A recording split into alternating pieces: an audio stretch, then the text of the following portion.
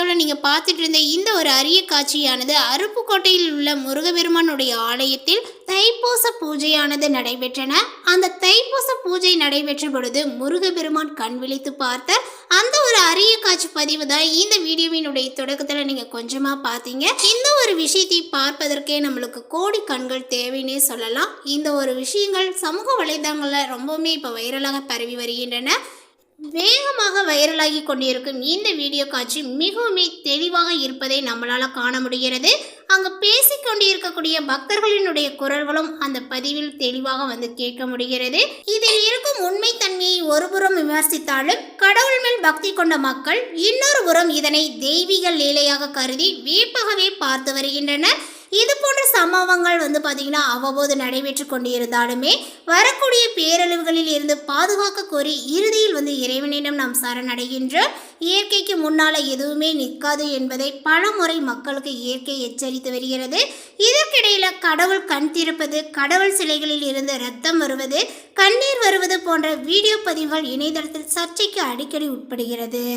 இந்த வீடியோவினுடைய தொடக்கத்தில் பார்த்த ஒரு வீடியோ காட்சியானது அருப்புக்கோட்டையில் நிகழ்ந்த ஒரு சம்பவத்தை தான் நீங்கள் பார்த்தீங்க. இதில் முருகன் சிலை முழுவதுமே விபூதியால் பூசப்பட்டு இருந்தது.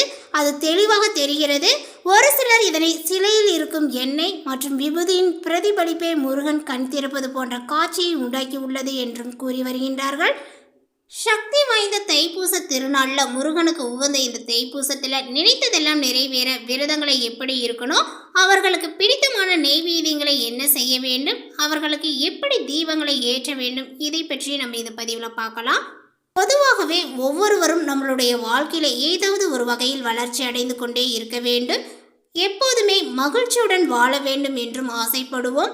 அவ்வாறு வளர்ச்சியுடனும் மகிழ்ச்சியுடனும் வாழ்ந்திட நம்ம நமது வீட்டிலேயே செய்யக்கூடிய ஒரு வழிபாடு முறைதான் வேல் வழிபாடு. இந்த வேல் வழிபாட்டை செய்வதன் மூலம் அந்த 6 முருகனினுடைய அருளால் 6 விதமான பலன்களையும் ஒரு சேர நம்ம பெற முடியும். இந்த வேல் வழிபாடுகளை நாளை தினத்தில் எப்படி செய்யணும் அப்படிங்கிறத பற்றி நம்ம பார்க்கலாம். வேலுண்டு வினையில்லை என்ற கூற்றுக்கு ஏதுவாக வேலை வணங்குபவர்களுக்கு எந்த தீவினைகளும் நெருங்காது என்பார்கள். மேலுமே அன்னை பார்வதி தேவியால் அசுரரை அழிப்பதற்காக முருகனுக்கு வழங்கப்பட்டதுதான் வேல் என்பது நம்ம அனைவருமே அறிந்த ஒரு விஷயங்கள் தான். அப்படிப்பட்ட அந்த வேலை நம்மளுடைய வீட்டு பூஜை அறையில் வைத்து வணங்குவதன் மூலம் நமக்கு பல நன்மைகளும் ஏற்படும். நம் வசதிக்கு ஏற்ப ஏதாவது ஒரு உலோகத்தால் ஆன வேலை முதலில் வாங்கி வர வேண்டும். பிறகு நாம் அதற்கு அபிஷேகங்கள் மற்றும் அர்ச்சனை செய்ய வேண்டும். முதலில் வேலுக்கு எப்படிலாம் நம்ம அபிஷேகங்கள் செய்ய வேண்டும் என்பதை பற்றி தெரிந்து கொள்ளலாம். அபிஷேகம் செய்வதற்கு காய்ச்சாத பால், விபூதி, பன்னீர், சந்தனம், குங்குமம் தேவைப்படும். முதலில் வேலை சுத்தமான தண்ணீரால் கழுவ வேண்டும். பிறகு ஒரு செம்பு தட்டை வைத்து அதன் மேல் செம்பாலான பாத்திரத்தை வைத்து அதில் பச்சரிசியை நிரப்பி அதன் நடுவே வேல் நிற்பது போல வைக்க வேண்டும். பிறகு காய்ச்சாத பாலை ஊற்றி அபிஷேகங்களை செய்து வேலினுடைய நடுவில் பார்த்தீங்கன்னா சந்தனம் குங்குமங்களை வைத்து கற்பூர ஆராதனைகளை காட்ட வேண்டும். மேலும் தண்ணீரை ஊற்றி அதை கழுவி விட வேண்டும். அடுத்ததாக விபூதியை வைத்து அபிஷேகங்கள் செய்ய வேண்டும். பிறகு பன்னீரையும் சந்தனத்தையும் ஒன்றாக கரைத்து அபிஷேகங்களை செய்யணும். அபிஷேகம் முடிந்த பிறகு வேலை அரிசியில் இருந்து எடுத்து சுத்தமான துணியை கொண்டு துடைக்க வேண்டும். பிறகு செம்பு பாத்திரத்தில் இருக்கக்கூடிய அரிசியை எடுத்து வேறொரு தட்டில் கொட்டிவிட்டு செம்பு பாத்திரத்தை சுத்தமான துணியை கொண்டு துடைத்துவிட்டு அதில் புதிதாக பச்சரிசியை நிரப்பிவிட்டு வேலை மீண்டும் அதில் நிற்க வைக்க வேண்டும். தட்டில் இருக்கக்கூடிய அபிஷேக நீரை நம்ம தீர்த்தமாக பயன்படுத்திக்கலாம். அபிஷேகங்கள் முடிந்த பிறகு நம்ம வேலுக்கு அலங்காரங்களை செய்து கொள்ளணும். அலங்காரம் முடிந்த பிறகு அர்ச்சனை செய்ய துவங்கலாம். அர்ச்சனை செய்ய செவ்வரளி பூ அல்லது பன்னீர் ரோஜா ரொம்பவுமே சிறந்தது. வேல் பதிகத்தை பாடி அர்ச்சனை செய்ய வேண்டும். அப்படி இல்லை என்றால் 108 முறை ஓம் சரவண பவ என்னும் மந்திரத்தை கூறி அர்ச்சனை செய்யலாம். முருகனுக்கு நெய்வேத்தியமாக வெற்றிலை பாக்கு, வாழைப்பழம் மற்றும் தேங்காயை வைக்கலாம். தங்களுடைய வசதிக்கேற்ப சர்க்கரை பொங்கல், பாசிப்பருப்பு பாயாசம் என்றும் கூட நீங்கள் செய்யலாம். இந்த வேல் வழிபாட்டில் கடைசியாக நம்ம மறக்காமல் கண்டிப்பாக கந்த சஷ்டி கவசத்தை பாராயணம் செய்ய வேண்டும். இந்த வழிபாட்டை நாளை காலையிலோ அல்லது மாலை நேரத்திலோ நீங்கள் செய்யலாம். மேலுமே இந்த வழிபாட்டை செய்யக்கூடிய நாட்களாக கருதப்படுவது முருகனுக்கு உகந்த நாட்களான சஷ்டி, கிருத்திகை, விசாக நட்சத்திரம் உள்ள நாட்களிலும் நீங்கள் செய்யலாம்.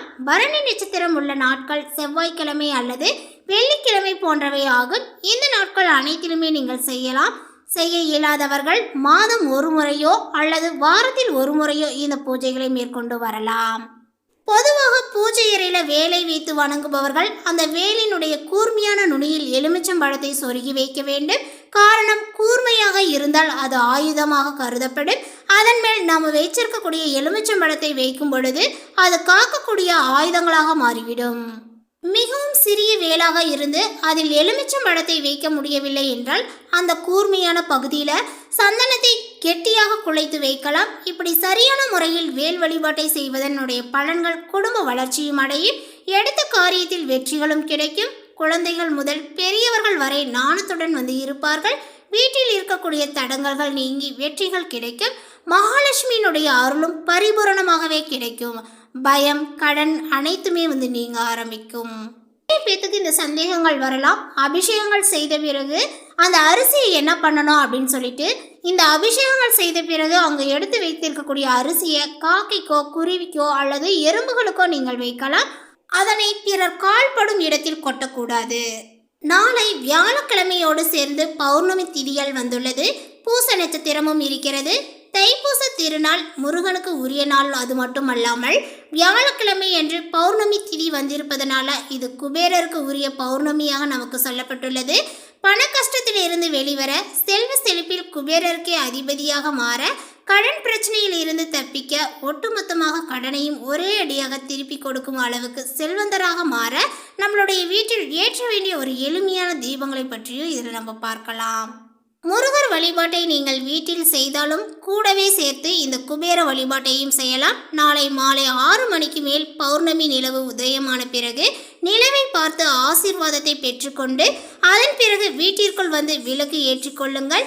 சாதாரணமாக உங்களுடைய வீட்டில் ஏற்றக்கூடிய விளக்கு எல்லாமே வந்து எரியட்டு.